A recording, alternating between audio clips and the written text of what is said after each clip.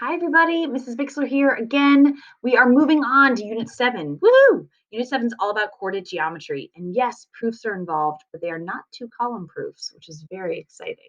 Woohoo! But big things that are involved in coordinate geometry are distance, slope, and midpoint. This is going to be a really quick lesson because these are three things that you should feel super, super comfortable with after all of your work in honors algebra last year. So let's jump right into it. When we're talking about the distance formula, how do you figure out the distance from A to B, or the length, in other words, of line segment AB? Pause the video, try your best. All right, we're back. So hopefully you remembered what the distance formula is, but in a worst case scenario, you always can figure out what the distance formula is by drawing a nice little right triangle. You won't always have the luxury, though, of having a little grid to make yourself figure out, or to help yourself figure out what the distance is. So right here, if you're looking at this, I know that this is going to be a side length of 4. I know that this is going to be a side length of 13, right? So 8, yeah, we're good with 13. So, and then you could figure out, right, because of the Pythagorean theorem, you could figure out what line segment AB is. 4 squared plus 13 squared equals AB squared. But that takes a lot of time, and you'd have to always sort of be able to graph it out and figure it out. So instead, you can use the distance formula. If you figured out what the distance formula is before, amazing. If you didn't, pause the video and try and figure it out. All right, we're back. So here's the distance formula. So in class, we're going to see where this actually came from, and it all comes from the Pythagorean theorem. But for right now, I'm just going to kind of give you the quick and dirty of it. So here is the difference in our x coordinates squared plus the difference in our y coordinates squared. And then you take the square root of the whole thing. That is the distance formula. All right, on to part 2. So everything you remember from slope, I want you to pause the video right now and just remind yourself everything you know about slope. All right, we're back. So remember, slope in general is about how a graph is changing, right? So how it's steep, how steep it is, how flat it could be. Graphically, we talked a lot about rise over run in algebra, right? How much you go up over how much, or versus how much you go over, or it could be down and to the left, right? So you're not sure. So how much you go up, how much you go over, and that ratio is a huge, huge concept in terms of that rate of change.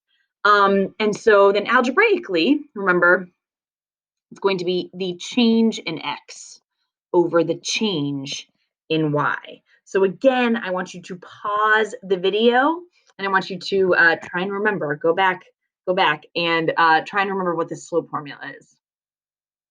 All right, we're back. So hopefully you remembered that the slope formula is change in y over change in x, and it's going to be the difference in your y coordinates over the difference in your x coordinates. I want you to pause the video right now, and I want you to find the answer to both of these questions. All right, we're back. So hopefully you figured out here that our change in y, 7 minus 7, is going to be 0. And 6 minus 4 is going to be 2.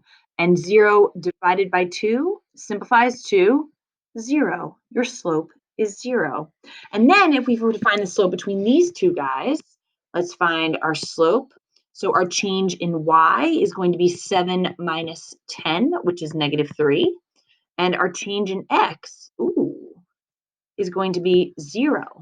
Anything divided by 0 is NRS. Wow, we don't like it. You can never, ever, ever divide by 0. And so the slope here winds up being undefined. And what's cool is if we were to check these out and see what they looked like in real life, here are my coordinates. I'm just kind of sketching here. So 6, 7 and 4, where am I? So 6, 7 and then 4, 7. Here is what my line looks like. See how it's completely flat? So it has a slope of 0. There is no change up and down. Remember how we talked about rise over run? And then look at this one. This one's kind of crazy. And I'm going to plot these 2 points now. So 6 comma 7 is here, and 6 comma 10 is here. Look at this line.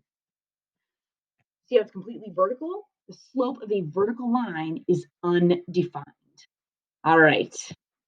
So now I want to just remind you about parallelism and perpendicular lines. So remember, 2 lines are parallel. Their slopes are the same. They have the same slopes. And then if 2 lines are perpendicular, they have slopes that are opposite reciprocals. So if the slope of one is 4/3, pause the video and tell me what the opposite reciprocal of that one is. The opposite reciprocal, well, the opposite, because this one's positive, this guy's going to be negative, and reciprocal just means the flip. So the numerator becomes the denominator, the denominator becomes the numerator. Perfect. This would be the slope of the perpendicular line.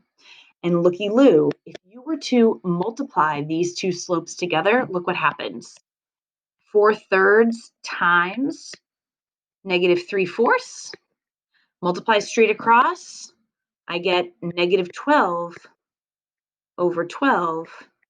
My product is -1. So no matter what, the product of opposite reciprocal slopes is going to be -1, always. Try it with other opposite reciprocals and see if that makes sense. All right, on to our last concept, midpoint. I want you to pause the video and try and figure out what the midpoint of this line segment is. All right, we're back. Now remember, midpoints can only happen to line segments. They can't happen to lines because lines are infinitely long.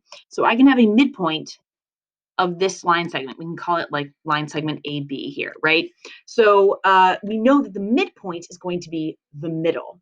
So I want you to pause the video and tell me what the midpoint formula is. All right, we're back. So hopefully you figured out that the midpoint formula is going to be the average of the x coordinates and the average of the y coordinates. So going back to this problem, I can take my x coordinates, so 8 plus 0, and divide it by 2. And I'm going to take my y coordinates, 7 plus 0, and divide them by 2.